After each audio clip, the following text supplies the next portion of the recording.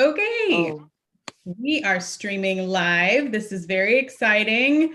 Thank you, Marissa, for taking us live. We'll see you later.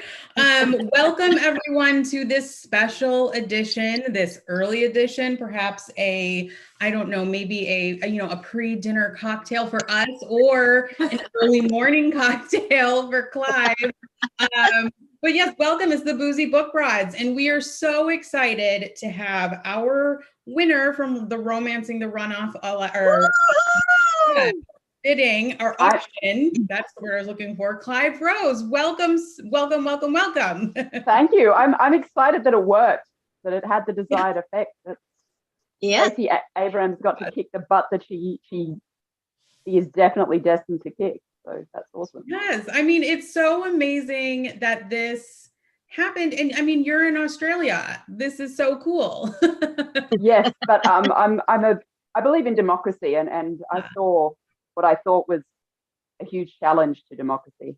And I know it's still ongoing. They're bringing in new laws, or they're trying to, and I hope that doesn't come through. They just signed it. Yeah. I was gonna say we 100%. I mean, for me that's really touching and really moving. So thank you so much for bidding on this, and of course for the support. We know that Romancing the Runoff was such an amazing, just seeing people come together to support a really good cause. So of course, everyone, before we get started with our chat, I just want to remind everyone to head to lovesweetarrow.com, of course. So you can look into buying books by Clyve and by Melanie and Angelina. Angelina, speaking of, is our room mom. She is going to be monitoring the chat. But if you see us looking down or looking to the side, it's because we're looking at what you guys are saying. And we know we love that you're also lively. A reminder that one lucky commenter or chatter will be entered into a giveaway at the end for a $10 Love Sweet Arrow gift card. Angelina will choose that. And then also a reminder about our merch of the month. So last week we showed it off. It was the Equal Opportunity Orgasm coffee mug from Love Sweet Arrow. It's really fun. It's really cute. It has this really cute neon design by best friend Kelly. And so there's the code, which of course I forgot, but Marissa will put it in the chat for 15% off through the end of the month. And then finally, everybody remember to put your questions in the chat for any of us, but especially for Clyve. We will get to them throughout our discussion, but also we'll save time at the end for everything. So let's go around and introduce ourselves and then talk about what we're drinking for the evening or the morning. So Clyve, let's start with you. I made the Clyve Rose cocktail this morning, and I'm not going to have more than a sip because it's 9 a.m. Sorry, and it's a little early for me. And I also had a really late night. I'm working on a Regency short story, and I was in my zone, and I went till 1 a.m. So I feel hungover with words, not alcohol. That's the exciting Friday night of a writer. What did you do last night? We went out with our friends. I'm like, really? Well, I hung out with my friends. Yeah. We can all definitely relate. All right, so Melanie, what are you drinking tonight? So I did not have one of the ingredients in the Clyve Rose. So I googled what I could make with what I did have, and I found a recipe for, it's called Sex on the Driveway. Wow. Awesome, I love the color. That's my color. That's my brand. Yeah, very blue. I put frozen blueberries in mine because I couldn't find cherries because they're not in season. Oh, have you tasted it? So it's pretty strong. Yeah. I tasted it. It's like there's some peach schnapps in there, which I have not had peach schnapps since I think I was in my 20s. But I did find peach schnapps in the back of my liquor cabinet. So amazing. Yeah, so it's called Sex on the Driveway if you want to check it out.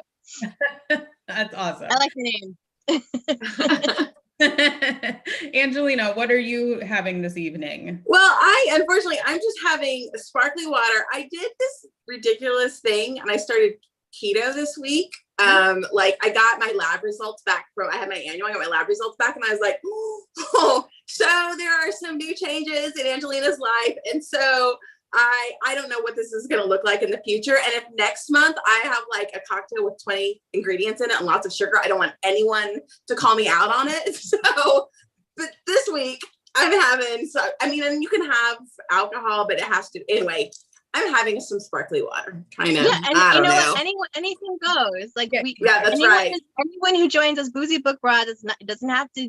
Whatever you want to drink, that's fine. I'm representing the people who are not drinking this evening. So yeah, it's delicious. And Clyve, your drink looked beautiful. I'm sorry I can't partake. That's okay. Like I said, it's 9 a.m. here. I won't be drinking the whole. Basically, this is a pudding bowl. It's very lovely though. It's very pretty. Hey, there's blueberries in it, so it's kind of breakfasty. Yeah, I tell myself that every time I put fruit in a cocktail. I'm like, this is healthy. Totally. Good for me. Yeah. And I'm Danielle. I'm just having a Manhattan this evening. So cheers, everyone.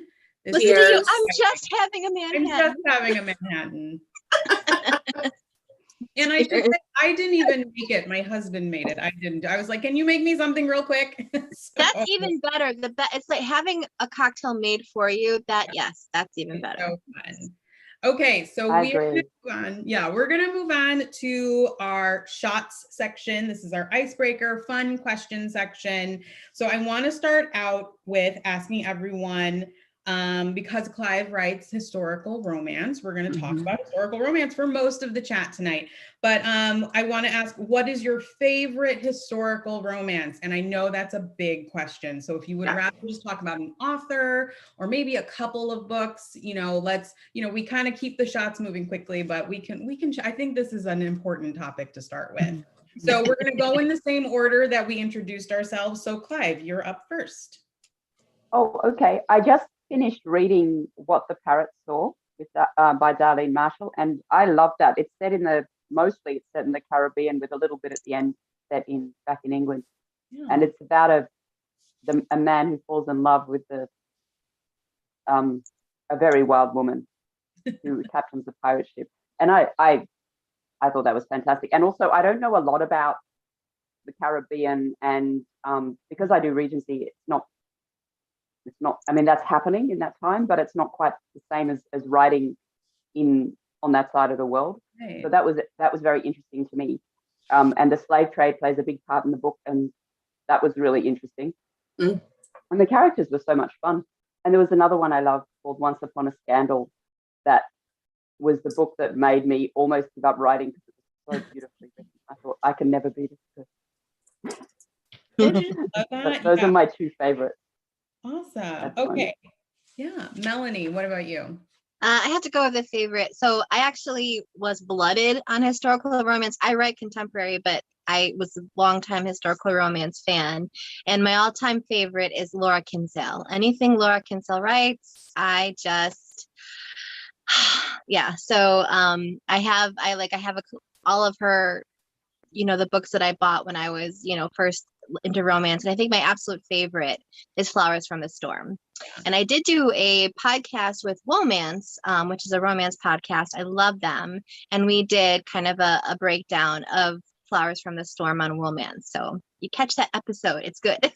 Yeah, that is a fun episode. I have a fun fact. Well, two fun facts. One is that when I worked at Source Books many moons ago, we reprinted Kinsell's books, and so I publicized. That's right, because then she released the one with the book. So yeah, so I used to talk to Laura Kinsell.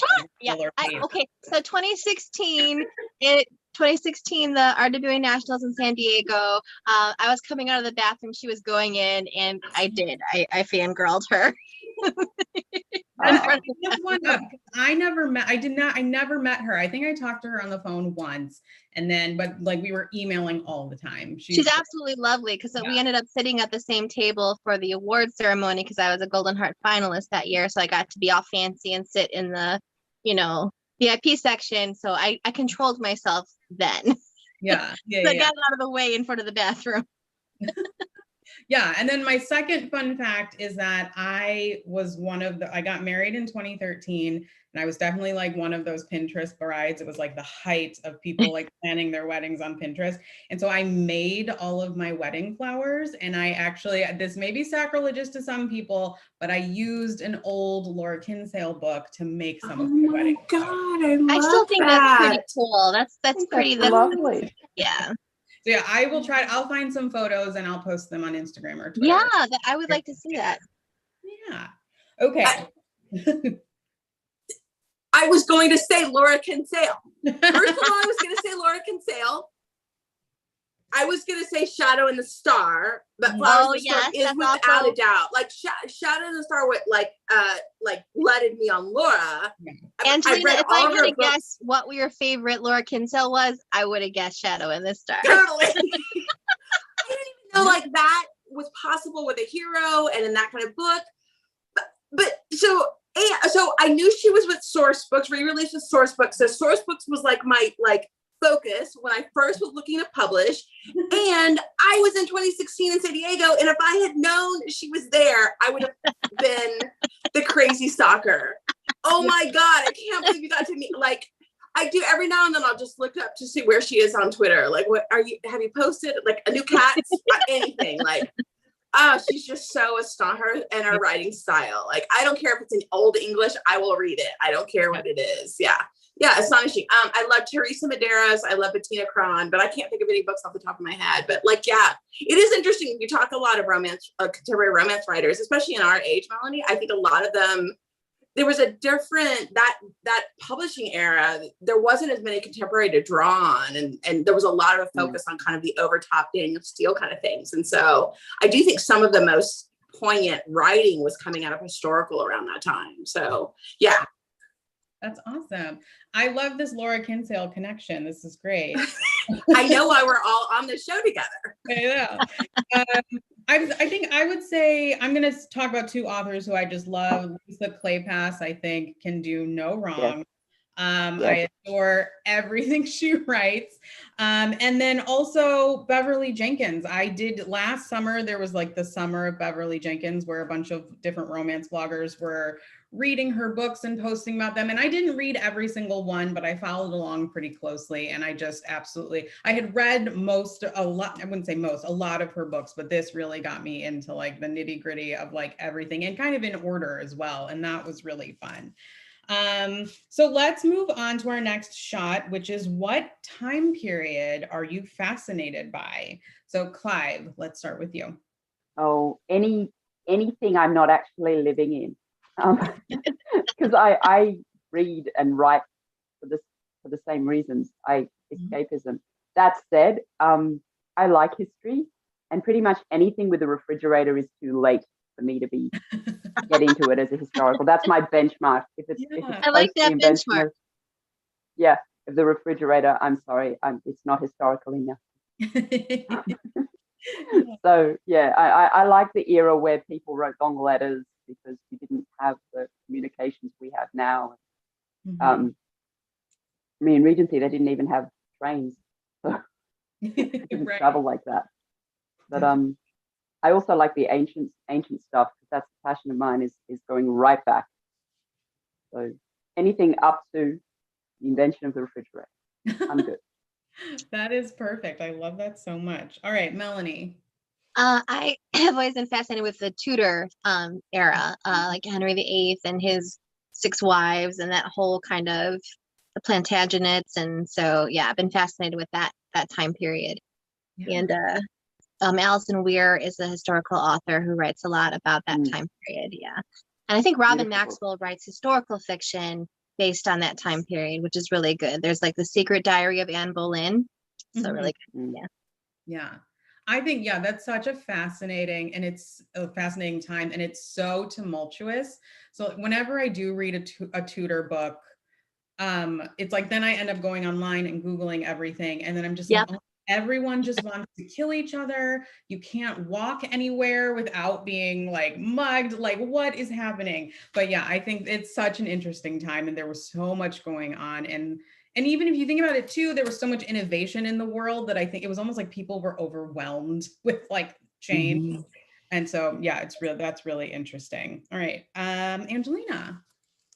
There was this time in Mexico, it's called the Porfiriato, but it was like when they had kicked out Spain and were getting a lot of money and a lot of American investment, and Mexico City became this really exciting place to be and a lot of really fast development. And I did a lot of research. I was looking, my first book was going to be there. And so it was just a time that was really fascinating. And again, my historical parallels were Western European because I was in high school and that's what I learned at that point, what you learned in high school in the 80s. And so there was a lot of parallels there, and getting to explore that time more older with a better perspective has been really, really fascinating. So, but I do find that time like 1890s through like 1910, wherever it is in the world, I find I'm kind of drawn to it. There's just so much change, and feminism was really strong in this really weird way at that time. And so, yeah, I find that's a specific area that obviously I'm not reading a lot in, but just in general, things in that time are really fascinating to me. Yeah. I love that too. I really love the 1920s. I think it may be because of, I think, growing up near Chicago, and like Chicago was such a wild time. And then I also, like I read The Great Gatsby in high school and I just like loved it. I don't know if I love it as much now that I'm an adult, but it's still like a fascinating time. And I think that there was, again, I think it's like these interesting kind of transitional periods that I also gravitate toward. Okay, so up next, this is a fun question, and I would love to hear from people in the chat about this.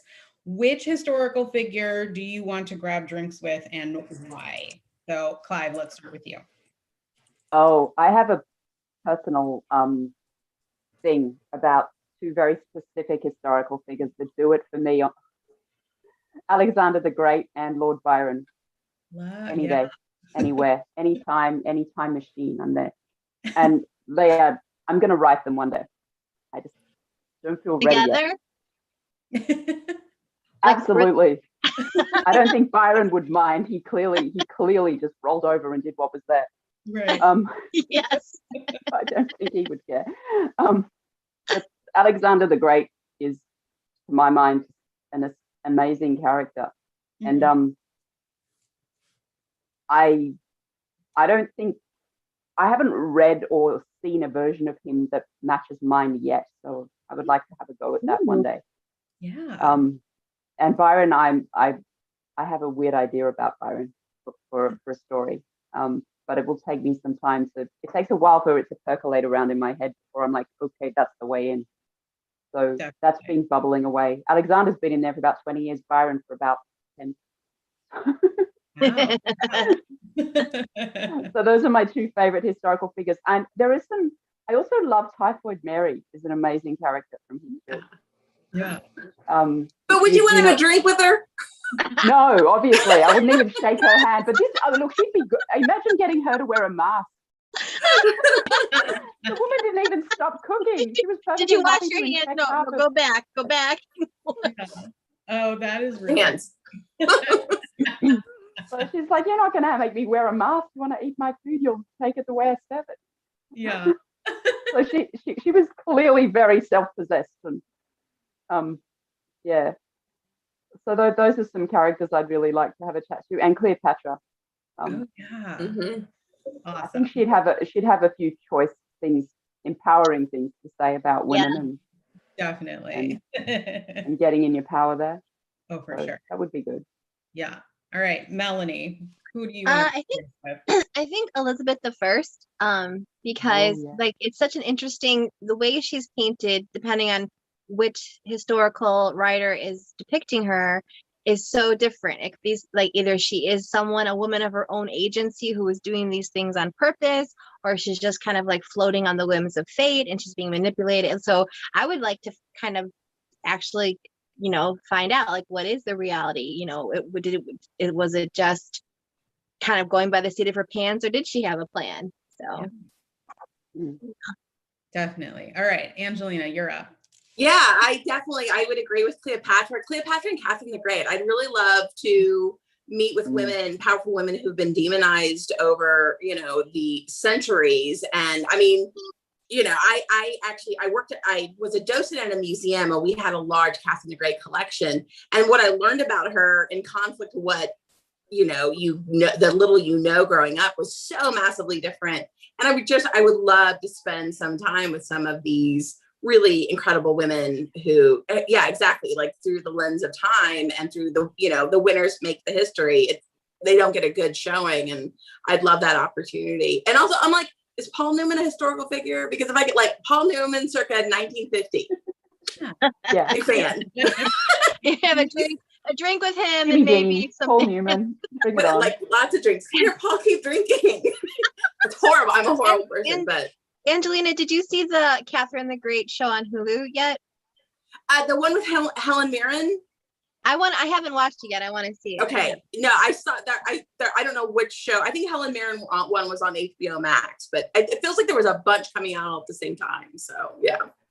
Yeah, there was one on Hulu it was just called The Great, and it was with Elle Fanning, and it was not historically accurate, but it was a lot of fun. Yeah, it looks sure. like a lot of fun. Yeah, it looks like it's saw one giving a us while more. back. Yeah. Sorry, Yeah. I'm just remembering one with Catherine Zeta-Jones that was quite good. I remember that one. Yeah. Yeah. Okay, for Sorry. me, I would love to sit down, and again, this is kind of going off of my 1920s fascination, but I would love to just chat and hang out with Josephine Baker and just Oh God, that's a good one. She's so cool and amazing, and you know, and you know, she would just have like a fascinating outlook on the entire world. So Yeah. I think that'd be super cool. Okay, so we are going to talk a little bit more in depth about historical costuming, like on TV and in movies, but I did want to just let's go real quick, like your favorite historical TV show or movie. So let's do our same order one last time. So Clyve, let's go with you. Oh, it changes all the time. I'm not particularly wedded to a particular genre. I love the what was it? The Limehouse. It was a Gothic thing. It's on Netflix here. Our Netflix is a little different to yours. It had Bill Nye and Sean Bean in it. And Mary Shelley and Ada Lovelace were characters, which I love. So I got into that. I think it's called The Limehouse Golem. Okay. I couldn't look away from it. I love Bridgerton, of course. Yes. I could look at those clothes forever, but I've got to say, of all the things I've watched in the last year, the one that really blew me away was the Marie Antoinette movie with the rock music. I've forgotten the actual title. With Kirsten Dunst. Yeah. Yeah. It was visually just amazing. Every time you looked at the screen, it was like looking at a cupcake window or something. It was just so beautiful. Yeah, I agree. I remember when that came out, I think I was in college, and like me and my friends went like all together, like it was like going to see, you know, like Harry Potter, The Lord of the Rings, and we were more excited about that. It was so beautifully done. It was gorgeous. Melanie, I haven't seen this movie you're talking about. I'm going to have to find it. The one that you just mentioned. Yeah. I think so. I don't know if I have a favorite, but the current historical I was watching is Peaky Blinders. So I'll say that's the one. I mean, it's much darker than I was expecting. It's pretty dark, but I do find it fascinating, and I love the costumes and so. Yeah, that's awesome. All right. Mine's the Jane Eyre, the BBC Jane Eyre with Timothy Dalton. Yeah. I could watch the whole 8 hours, 10 hours, and then watch them again. And then I know my favorite scenes, and I'll like YouTube every now and then. I'd be like, I have to have Timothy Dalton saying X, and that one just, I love it. It feeds me. Yeah. So for me, I really like the anachronistic history, like TV shows and movies. And so like we mentioned The Great earlier, I just flew through all of Dickinson. That's on Apple TV Plus. It's really fun. But then I also want to give a shout out to Drunk History that was on Comedy Central. It was so funny, but I also learned so much. So watching drunk people talk about history, it was a lot of fun. So Angelina, are there any good comments we should mention from the chat? Yeah, Robert Zimmerman said he would love to have love to meet and have a drink with Hemingway, which I think is like, that would be awesome. Yeah. Janelle Camlick said Mary Sidney, who was probably one of the most educated and published women of her age. I don't know who that is, Mary Sidney. And then Eleanor Roosevelt, which is a great choice as well. Awesome. Okay, so reminder, everyone who's watching, if you have questions throughout the chat, leave them. Angelina's going to be monitoring them. I'm going to probably check in with them too. But also we'll incorporate them when we can. Otherwise, we will put them and save them for the very end. So I'm now going to turn things over to Melanie, who's going to take care of the full bottle. Yeah, we're going to mix it up today, mixing up duties, since it's our special Romancing the Runoff edition of the Boozy Book Broads. And so we're excited to have you, Clyve. And, we talked about, picking historical topics because you are a writer of historical books. And one of the things that you do that you talked about is that you will take real historical figures and then put them in your stories. And so I kind of wanted to start with that. And, you already mentioned that you have Alexander the Great and Byron kind of like percolating in your head, like, you want to write stories about them. So is that what happens? Like, do you come across a character that inspires you and you feel like, all right, I need to put this person in a book? Or are you writing a story and then you realize a real historical figure would fit well within your story? A bit of both. I mean, it's almost impossible to write in the Regency era and not mention the Regent, the King, and Wellesley, the Duke of Wellington. In both the books that came out, my books that came out last year, Always a Princess and the Christmas Salon, both the heroes are in the army. So the army, the battles the army is conducting form a background to the story, so they get mentioned. In fact, right before Always a Princess went to print, I'd referred to the Duke of Wellington in passing, and I was double checking everything in the paranoid, freaky, about to go to print way that I do, and I realized that the story in the book takes place at Easter, and he wasn't a duke until August of that year. So I was like 3 months early to call him a duke. He was still a marquess. So I emailed the publisher and I said, you're going to have to change this word on this page now, please. Was it easy enough to just do like one change? Was that all you needed to do, was the one change? Oh, look, every time I read it, I'm editing in my head and I would. Oh, yes, I know. Well, I mean, like, as far as that time issue was concerned, because I have a horror of getting things like that wrong. That said, I don't know how. I mean, there's clearly a lot of passionate historical romance readers that would take you to town, but there's also quite a lot that are perfectly happy to suspend disbelief and just read the book. Sure, yeah. I mean, and there's sometimes, sometimes I've noticed authors will do a postscript or do an author's note and say, I know that blah blah blah did not happen until this time, but for the purposes of my story, I've squished them together, or so they're like, again, right. you take a, you take some liberties. Yeah. The fact that the Duke's son marries a Romany girl at all is, sorry if I'm ruining the ending for you there. But it's a romance, so of course they get married. Well, yeah, and that's kind of that's fiction, right? Yeah.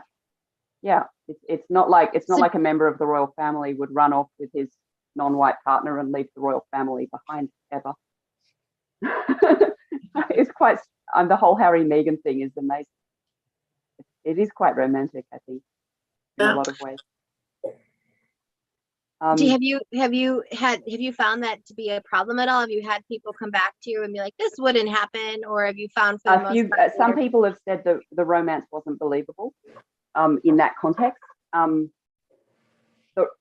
Interestingly, I have some Romany heritage in my family, but it's not English, and they are very different depending on which geographic region the Romany family comes from. The Romany readers loved it. They thought it was good. And I mean, I had it read a few times before it was released by an authenticity reader and other people. But yeah, not much, very, very little compared to the positive reaction. It's good. So like when you were talking about Wellington or the the king. Those are bigger historical figures that will often be more kind of in the background of the stories you're writing. Have you at any point taken a real historical figure and made them a central figure in your story? I've just done that with Lord Liverpool, who was the Prime Minister, the Prime Minister that came in. There was an assassination in the British Parliament in the middle of the Regency period, and then Lord Liverpool became Prime Minister after. I can't remember the name of the Prime Minister who preceded him, but that was the guy who was shot. And then Lord Liverpool became Prime Minister, and I've just made him a side character. Well, the hero is his half brother, who is completely fictional, but Lord Liverpool was a real person, and he was really Prime Minister from about 1816 to about 1825. So I'm writing him as a walking, talking, speaking character with this rapist stepbrother, who is doing what he does, and sometimes embarrassing the Prime Minister. Yes, so it's kind of like a Sherlock and his brother. I can never remember what's his brother's name. Mycroft. Yes. Thank you. I loved Enola Holmes. Speaking of historical accuracy, Yeah. And there's lots of things that are inaccurate, but it was such a lot of fun. I didn't care. Yeah. As a reader. Yeah. Sherlock Holmes himself wasn't a real person, though. I'm like doubting my own sanity for a moment. I was about to say yes, no, he wasn't. But it's interesting how people say Enola wasn't real. I'm like, neither was Sherlock. Well, exactly. Well, right, because the way you said that, I was like, wait a minute. Yes. People have when Conan Doyle wrote his death, there was a national day of mourning declared in the UK, and people wore mourning bands. And so, but yeah, like they feel like he's a real person. So like even though it's all fiction, you pop in this new version of what they've accepted to be reality. Wait a minute, no. So I got a bit of a shock when I watched the movie. I thought, because I've read the stories for years and I loved them ever since I was about 12. And I watched the film and I'm watching it. My daughter was watching. I said, "Who's that?" She goes, "That's Sherlock Holmes." I'm like, "No, it's not. That's not what Holmes looks like. Like he's real, like it matters." But not that Henry Cavill's hard to watch at all. But I'm like, that's not what Holmes looks like at all. But if he had to look like an actor, good choice. So you have a holiday novella called The Christmas Salon. And in this one, there is a lady artist in Paris. And so can you tell us a little bit more about where the inspiration for her came from? Well, I had this idea of a childhood, a couple that they'd been friends in childhood, and then he'd gone off into the army, and I'd originally made them cousins, but everyone I talked to said you can't do that anymore, even though Austin did it. Don't do it. It's sticky. So I made him a godson whose father had been in a certain regiment, and his godfather's the general, and his godfather raised him when the father lost his life, when the parents died. And he was raised alongside this girl, and then off he goes to Cambridge and then to war. And she, their side character, it's the scandals caused in the general's family by the Duke, who is the villain of Always a Princess. And he does that to create a certain situation. The two books are connected. I'm not explaining this very well. Anyway, and I got the idea of a hero who was an expert in art, and one day he sees a woman in a painting that he thinks he recognizes.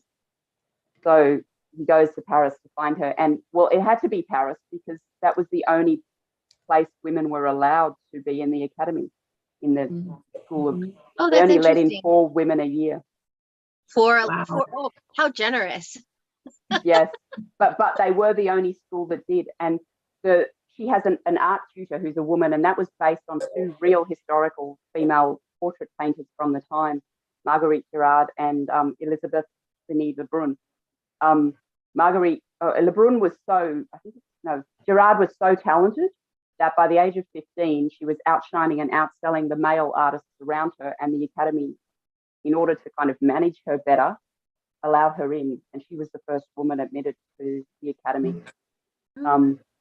And and they allowed the women in, but women had to pay for all their own materials and all their classes. The male artists didn't. Women were not permitted to attend life drawing classes where male models were present. And my character disguises herself as a man initially in order to paint them, and also in order to get better prices for her work, because she's now a single mother. She got sent to the continent because she's been seduced by a dodgy person and left with child. And she goes to, and then this rumor spreads that she's the mistress to an artist, and her old friend can't bear this because he's always loved her and he thinks she's ruining her reputation. And he goes storming down to France when he's supposed to be at the Congress of Vienna to rescue her from the artist that she's supposedly with, not realizing that it is, of course, her as well. So, That's awesome. This sounds amazing. So this book that she's talking about, it's a novella called The Christmas Salon. So you need to pick this book up just for the whole woman artist disguising herself as a boy. The whole thing is great. Yeah. It was kind of fun to have him confused about why he was attracted to this Frenchman. That was funny to me. Speaking of historical shows, I used to love, there was an old TV show called The Young Riders. It was based on the Pony Express. And there was I remember that girl who had to dress up like a boy to be on the Pony Express. And there's there's always that. It's a whole trope. It's the whole cabin boy. Absolutely, it's a trope, yeah. Even Yentl. I remember Yentl, the movie Yentl. With Barbara Streisand when I was a kid. But also, I mean, so many women writers, the Brontes, all published under male names. Mary Ann Evans, published as George Sand. It's a thing. It happened. And even Mulan, Disney did it. So there you are. So we're going to move into, well, before I do that, I want to ask, so you talk about, you just had the one character, the Lord Liverpool, that you're working on right now in your story. Are there any other historical figures besides Alexander the Great and Byron that you would like to consider putting into future stories, or that you have kind of like mentally, pinned for future use? There are a few. I like. I find the character of Anne Boleyn fascinating, but it's been really well covered already. The Boleyn Girl is a wonderful book. It's also really hard to make I find any of that story romantic. Bits of it are romantic or can be made romantic, but in general, it's not a romantic story. You lose your head at the end. Nothing pretty about that. Probably you really can't have a romance like in the traditional sense. Exactly. If you follow the facts. Yeah. So it has to be a story where they end up together, like Edward and Mrs. Simpson, which was a lovely story, and then a TV series, I think, where he abdicated for his love. It has to be that kind of story. I mean, you couldn't even write the story of Charles and Diana and make it a romance, because it really, especially that, because it's so current. But it's not romantic. It doesn't have a happy ending. The thing about writing historical figures is you'd have to go through history and find happy endings. I think, like 2,000 years from now, someone should write Goldie Hawn and Co. I think that's the first romantic, romance story I ever, came across and knew was a romance just from the feeling was Overboard, the movie. That's awesome. And then I got into Sweet Valley High books and all of that. Someone was talking about Overboard recently, like on Twitter. Like everybody was like, it's like it's people's secret guilty pleasure. They love it. I watched Overboard a million times growing up. Yeah. Yes, because that's the feeling that a romance story has, I think. Well, I think Angelina, I did see something about that. I might be getting this wrong, but I think there was a comparison and why Overboard, the first one, worked was because of the chemistry between Kurt and Goldie versus that's right. When they read, I didn't see the redo, so I don't know. But no, I didn't know there was one. I don't want to know. That chemistry, and if you take that away, you see all the issues become much more obvious, and the problematic parts of it become more relevant because you're not wrapped up in those feelings that you could totally feel coming off of the characters. So, makes a big difference. Absolutely. I didn't know they remade it. I don't think I want to watch a remake. Yeah, I'm pretty sure there was a remake. I think that was part of the conversation, was you just you cannot capture that magic, because it's, you know, it's just between those two. And yeah, so I think you're onto something with wanting to write their story, like, you know, well, someone else 100 years from now can write their romance. So I want to move over to, because another thing that you know, that you're into, that you've talked about, is historical fashion and the quirks in historical fashion. And I know one of the biggest ones, like the one that everyone seems to immediately zero in on, is corsets. And because, you know, we have an idea of what a corset is, but the corset in itself has changed a lot over the years. So I'm gonna kind of leave it up to you to direct the discussion here. I know that your focus is Regency, and that's where a lot of historical romance is focused as well. So what were corsets actually really like in the Regency?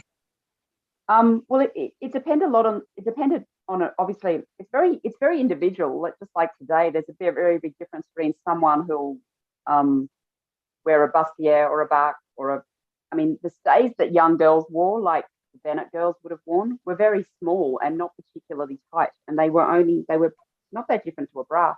Whereas the corsetry before and after those two eras were full body. And in fact, in the sequel to Always a Princess, which is being beta read now,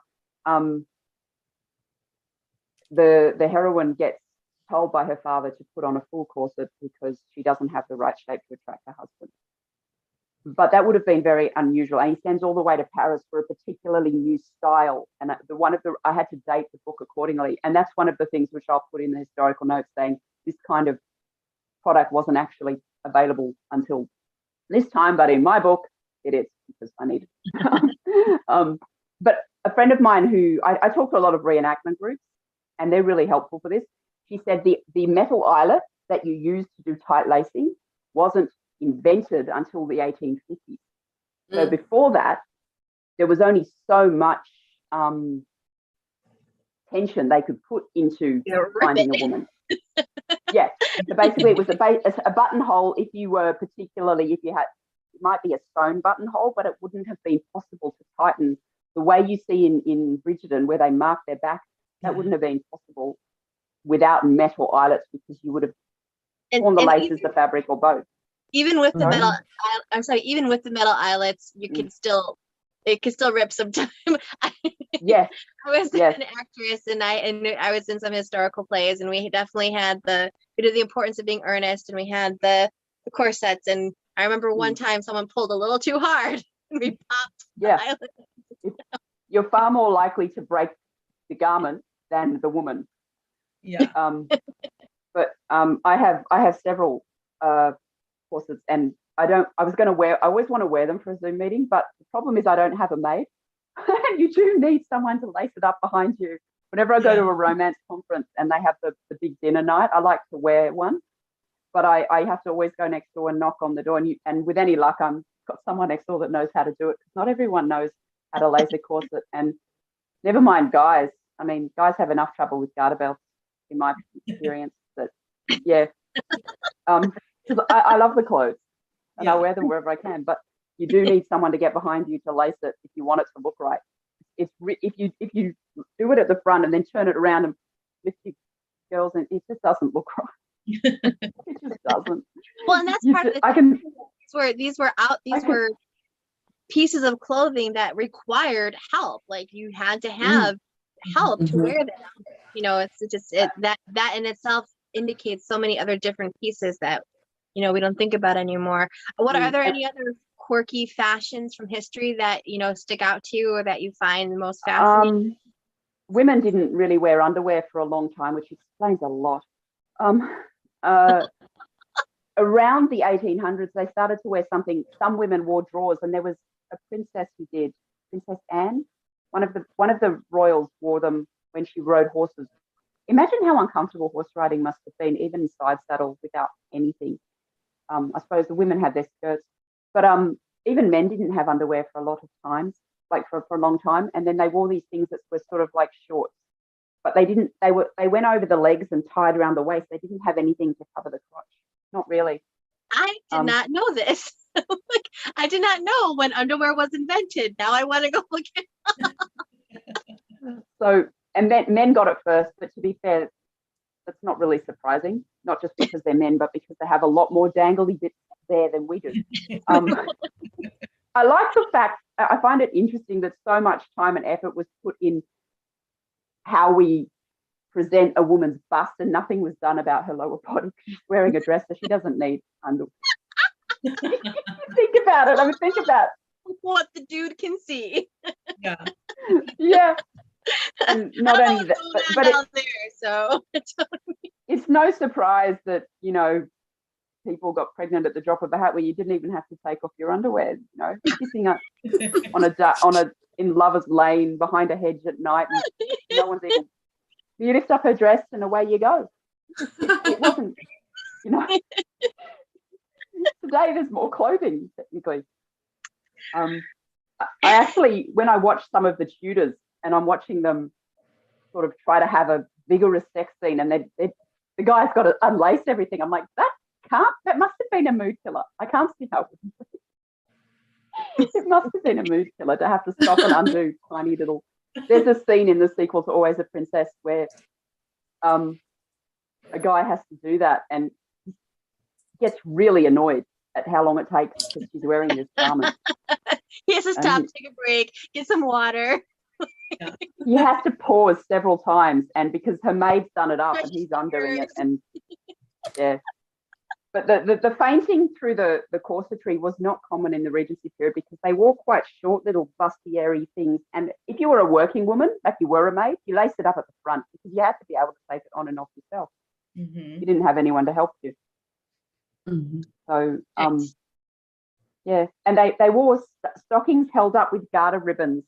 And I'm still not quite sure how that worked because they weren't how they stayed up, but they did, I guess.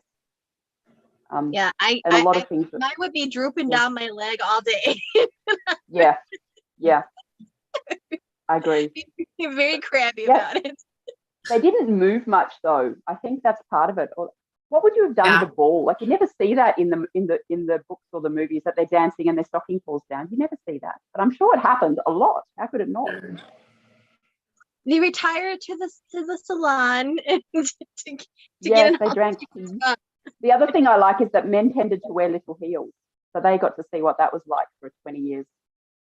You know, when you're out with a guy and he's like, "Oh, the restaurant's just 2 blocks away, it's fine," and you're wearing heels, and you're looking at it, you've got no idea what 2 blocks in these shoes means to me. But in the Regency era, it was often the men in heels and the women in flat little slippers, or tiny little heels. So that was a nice switch. Interesting. So I wanted to ask a question that we can all talk about, and we already talked about our favorite historical movie or TV show, but is there a historical show or movie that that you remember vividly because of the costumes, and that you really felt were like either they got it really right or that they just beautiful? There's so many. Downton Abbey was good. The whole series, but also, I mean, I fell in love with the women's clothes in the Tudors. Yeah. I looked away from the men long enough to do that. What a beautiful cast, all of them. And Gabrielle Anwar, I just love her interior dress. I didn't the Pride and Prejudice from 1995 is my favorite version of an Austen novel. And I fell in love with most. What I liked about that is that the clothes looked really accurate, and the girls obviously had their own wardrobe, and sometimes you could see the sister wearing one of the other sister's dresses, which I think is cool, that's the Colin Firth one, yes? Yes. Yes. It took me a long time. I only watched the 2005 one with Keira Knightley last year for the first time because I didn't want another one in my head. I did like her clothes, but I still prefer the series to the movie. don't think I ever noticed that the sisters shared clothes, but that's such an interesting point that you saw, because that would have been a realistic thing to happen within a family, especially one that wasn't of, means that everyone had to share. So that and if you have 4 sisters, of course you're going to go, oh, I'll get Jane's blue, and I'll go, and I thought that was quite clever, and I probably only noticed because I've seen it like 3,000 times. I bought it. This is how old I am. I bought it on VHS. I have that. I can't play it on anything anymore, but I still have it. So that one I loved, and The Restoration, which was a movie a very long time ago, where the clothes were all yes. I think I sumptuously had done. Restoration on VHS. Yes, and the clothes in that are just beautiful. That was one. I also Braveheart was good, I have to say, costume wise. So every outfit that the princess wore, the French princess. Yes, really loved. yes. I actually, so I was gonna say I love the costumes from the second season of Outlander when they go to Paris. Yeah. All of those costumes. Oh my goodness. And I don't know how historically accurate they are. I don't care. Exactly, you don't care. All of Claire's outfits, and so I wanted to ask the other Boozy broads if they have a favorite movie or TV show, the costumes that they remember that they love. It's always The Knight's Tale, which again, like a historical accuracy, it absolutely doesn't have, and I just don't care. Like her dresses, and then even just when they start wearing the green, and the hair, that hair fan, and even when they start wearing the green, and they have like different amalgam of like the green and the herald, and I mean, there's just nothing about the movie I don't love, but yeah, her dresses, oh God, I love so very much. So historical accuracy, not important. No. It's not nonfiction. I'm not reading it for like, to take a test on it. Like fun, and it is fun. I at the start of quarantine, I binged Reign, which is Mary Queen of Scots.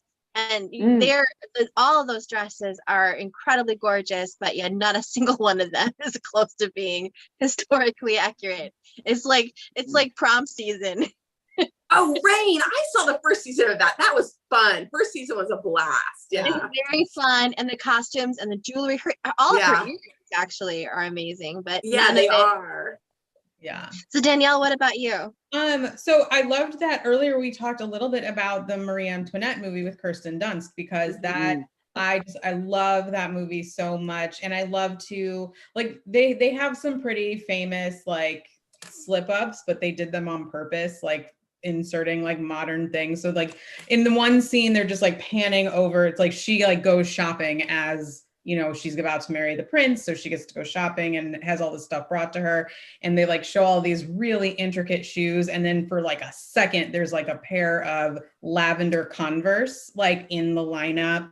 And there was like just stuff like that throughout. So I love that. And then the other movie that I thought of was Anna Karenina with Keira Knightley. The costuming in that is so cool. And I think the setup of that movie is just really interesting. And they really played around with like, and I mean, they play around with this in Anna Karenina, depending on like the mood of things and like the clothing they were wearing. And so I thought that was really great too. Yeah. So on our chat, Jamel Chamlick said costumes from the second season of A Discovery of Witches are amazing. Ooh, I still have to watch that. I'm like, I have like, that's on my TBW to be watched. TBW. I love that. For you. So Clyve, you said two of his favorite historical figures are Alexander the Great and Byron, and you said you haven't really seen them depicted the way you kind of have them in your mind, but is there a movie or a show that you really enjoyed a depiction of a particular historical character? That's a good question. I love the Elizabeth I, the first movie. I like them both, but the first movie just blew me away. And then they did a sequel, The Golden Age, with Cate Blanchett. Yes, because that's my answer too. I think she did a phenomenal job in that movie. So. And speaking of clothes, nice work. Oh, beautiful. And also, Josephine. I can never say his last name. Fiennes. Do you know the one? I think Fines just sums him up. Yes, because he's in there Fine. playing her lover, and I know, right? so that would be my answer too. What about you, Angelina? I'm completely drawing a blank. Favorite comics in books or movies? Come back to me. Go to Danielle. I'm totally drawing a blank. I just said Marie Antoinette. I think that's. Oh yeah. You love that one, yeah. That's fine. Like there's like a version of a historical character that you really like that depiction of them. Yeah. So Yeah. I'm thinking, yeah. I have to watch this movie. I have not seen it, so. Oh, it's beautiful. TBW. Yeah. Right. That's okay. I think she did a good job of being a really young, foreigner in this country. I think she, as an actress, I think she did a good job. I agree. Yeah. We're gonna bring it to we're gonna move on from our full bottle to our nightcap. And Danielle, do you want me to do this part, or do you want to take over? So Angelina, are there any questions from the audience? There are. So Robert Zimmerman asked Clyve, are there any periods in Australian history that you'd like to write in? That's an interesting question. I think the Gold Rush era is interesting. There was a TV series a while back with Sigrid Thornton, who you may or may not have heard of, was in a movie that was quite famous for a long time ago called The Man from Snowy River. It was a very long time ago. And the show was called 5 Mile Creek. And it had some Western, it looked a little bit like an American Western, a bit like Dr. Quinn kind of thing. And yeah, that was interesting. Like I said, it's got to be before the refrigerator was invented. I'm not kidding about that. So pretty much the Miss Fisher series, the books, and the TV series set in 1920s Melbourne. That is so fun, but it's already been done so well. I could maybe do Sydney, but I don't think Sydney was that different in that time. I think the Gold Rush era would be interesting, and the 1920s between the wars basically is an interesting period in Australian political history as well. There's a lot of Australian writers writing around the 40s, 50s and 60s, and they do it far better than me. I wasn't born here, so all of that knowledge came to me late. Like I wasn't raised in that world. The politics of it all and who was Prime Minister then came to me later when I was in school, and I learned it, but I didn't live it. So it's a bit different. My family didn't live it because we're from South Africa via England. So, yeah, I would say that 1920s period because it was interesting. I don't know if people know this, but the Las Vegas mob came to Australia in the 60s and tried to take over our organised crime. Wow. In Sydney. What? Oh, cool. They made a movie about it called Bad Eggs or Good Eggs. I can't remember. Bad Eggs, that sounds better, with John Goodman. And they made it here. And it probably didn't make a ripple in America because what's the Australian crime world compared to you guys? This is fascinating. Like, you've got a much bigger country. But they did. They came over and they tried to get a piece of the casino action here. And so it's like if the Godfather relocated to Australia, basically, because that's that time period. Well, they sent some people out from Vegas to look at our casino industry. And there's a big club industry in Australia with a huge gambling. The gambling industry here is massive, has been. But this was when it was on the rise and it was very corrupt and very easy to have your fingers in the till, basically. And they sent some bosses out from the US to try and get a piece of that in the 60s. And there's a really cool film about it called Bad Eggs with John Goodman and some fantastic Australian actress, Susie Porter's in it, who I don't think is big in America, but she's wonderful. And it's just worth a look, I think. But yeah, I wouldn't write anything that modern. I don't think. There has to be a corset and a pocket watch and absolutely too many refrigerators. No phones. And preferably a horse. Yeah, I like it. And then one other question is another Janelle Kamlick said during the Elizabeth period she had heard they didn't undress much for sex. Do you know anything about that, Clyve? They didn't, sorry? they didn't undress often for sex during the Elizabethan period. No, I don't think they did. I think there's in the Mary Queen of Scots film I saw on Netflix, Margot Robbie played Queen Elizabeth, but she was an older Queen Elizabeth. And Mary Queen of Scots is played by a very good actress, redhead. Well, she may or may not be a redhead, she was younger. And when she meets the young man who eventually becomes her husband and who's gay, but she doesn't know this till later, they prep her for him, and they put her in a basically see-through nightgown, which is what she would have worn, and they perfume her hair, and then he comes to her bedchamber, performs oral sex on her, and but she's the Queen of Scotland, and she's wearing a nightgown, basically a shift, but they didn't dress you clothing wise, but they dressed your body. Although those are the royals, so I imagine that a man and a woman living in their little village would not bother. And they probably, you know how you often see people in nightshirts in old, I don't think they did. I think they probably slept nude because clothing was expensive, fabric was expensive, cloth was expensive, and you wouldn't do it. You would just sleep naked unless there was a very good reason to be covered up, like you all slept in one room and you didn't want the boys and girls to see each other, which may have been a thing. Yeah. You know, you'd probably cover the girls, you know, and let the boys walk around us. Because obviously we're temptation itself. And then finally, this is an interesting question. Do you think you would ever write time travel? This is from Cheryl Jackson, fan of the show. Do you ever think you'd write time travel, blending history with present day? Like no refrigerators. Byron could get together. I'm about to have a go at that.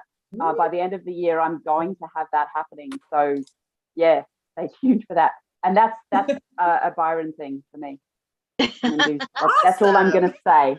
Yeah. I just think it would be fun to see him come face to face with them on. Oh my goodness. Are you kidding me? I'm not. So are you bringing him forward to refrigerator time or no? I'm bringing him forward to now. I want him to see the internet and the Me Too movement. Byron with a cell phone. Byron with Tinder. Oh my God.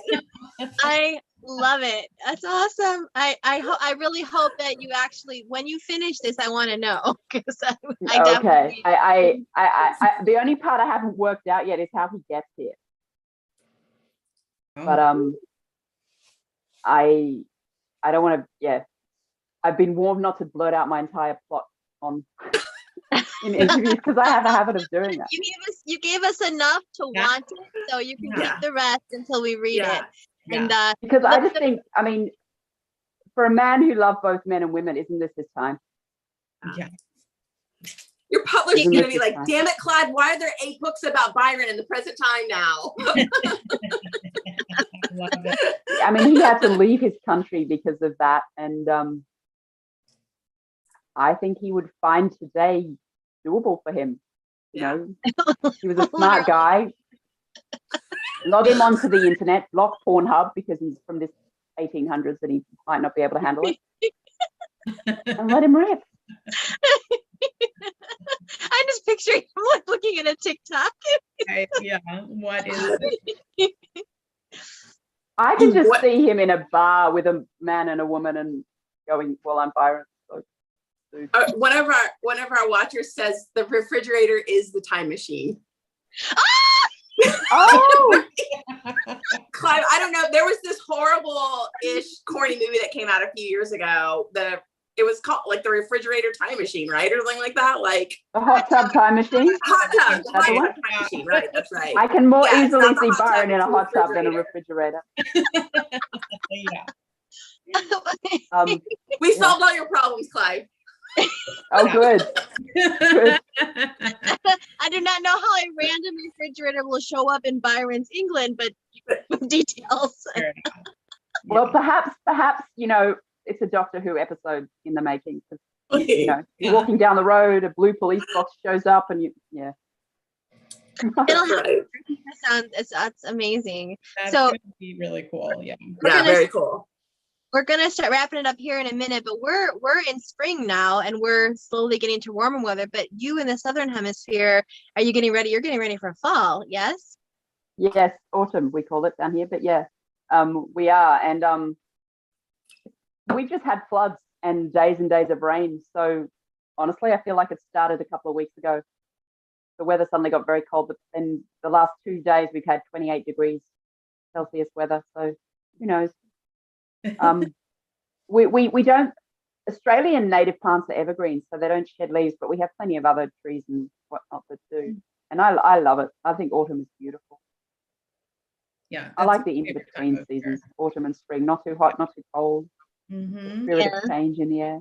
Lovely. Definitely.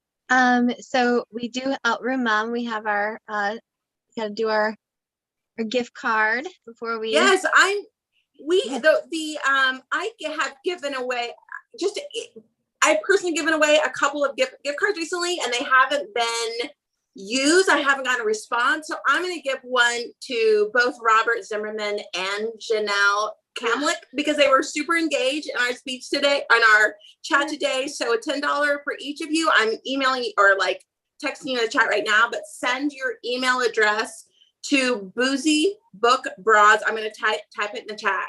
boozybookbroads@gmail.com. Send me your email address, send us your email address, and I'll send you each a $10 gift certificate. Love Sweet Arrow. You get other people's, this is their loss. I like never heard from them. So I figured, well, get it to both of you guys this time. Yeah.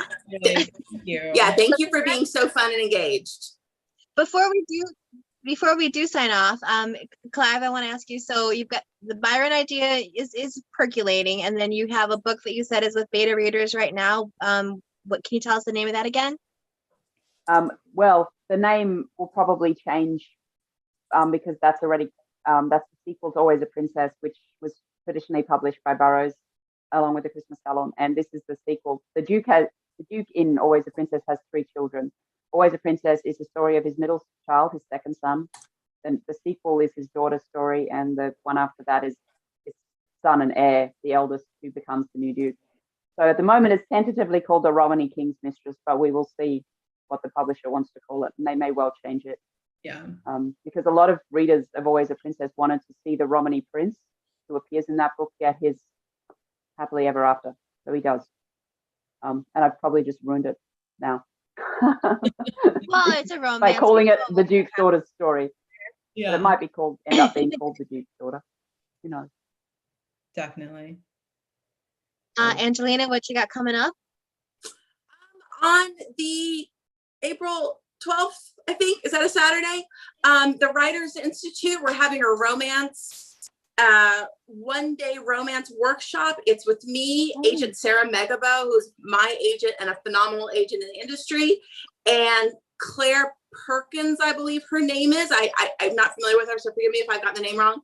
And Miss Beverly Jenkins. So the 4 of us are going to be giving workshops throughout the day and then having an author panel at the end of it. There's also going to be additional authors. So if you're a writer, an aspiring writer, please come join us. It's thewriterinstitute.com, I believe. On my Instagram, @Angelina Lopez, I just put a post about it. So, but I did not know Miss Bev was on the agenda, and so I instantly was like, oh, I'm very not worthy. So excited about that. But yeah, if you're an aspiring writer, please come join us. And Danielle, do you have anything coming up that you're working on or doing? Yeah, I wanted to say, Angelina, it's April 18th. Thank you. Like I literally calendar. keto brain. I got the keto brain. Thank you so much. Yeah, April 18th. Yeah, because I saw that post and I was like, look at this lineup. Like, I think I may sign up. It looks amazing. I was like, I might sign up. Wait. I'm gonna sign up. I'm signing up. I mean, it looks so much fun. Let's see. I plugged this last week, but the episode of the Fresh Fiction podcast that I did with my colleague Gwen, and we interviewed Lauren Willig, and it was such a great conversation. We could have talked to her for like 3 hours, but we kept it to like 40 minutes. Yeah, so that was really fun. That is up. So it's like, wherever you listen to podcasts, we are there. Yeah, and then always, as always, check out freshfiction.com. They have a ton of contests all the time, and every week they have an author. We call it a book club, but really it's just like an author chat. It's really fun. So that's what I've got going on. Nice. And then I have my next Mad About Meet Cutes is this Sunday at 2 p.m. with Dylan Crush. So that'll be fun. And our next Boozy Book Brats is April 16th. And speaking of historical in the 1920s, we have Denny S. Bryce with us with her amazing debut, Wild Women and the Blues. So if you are into 1920s, and I believe there's some time slip happening. So we're getting dual timelines not time slip, but dual timelines in that book. So that's exciting. I cannot wait. I've been waiting for this book forever and it's coming. So Melanie, what day is that? I'm sorry. I'm going to put it in the chat. Friday, April 16th. April 16th. Awesome. Is Denny's, is our next Boozy Book Brats, the third Friday of the month. And we'll be back at our normal time at 7 p.m. But it was so fun to have you today, Clyve. Thank you for joining us on Saturday morning. It's Saturday morning for you already in Australia. So I had a great chat. Make sure you check out Clyve's books. They sound like so much fun and so interesting. So check her out on her website, find her on Amazon and add her books as Want to Read on Goodreads. So thank you again, Clyve. So cheers. It was great having you. Cheers. Thanks, everyone. Cheers, everybody. Thank you.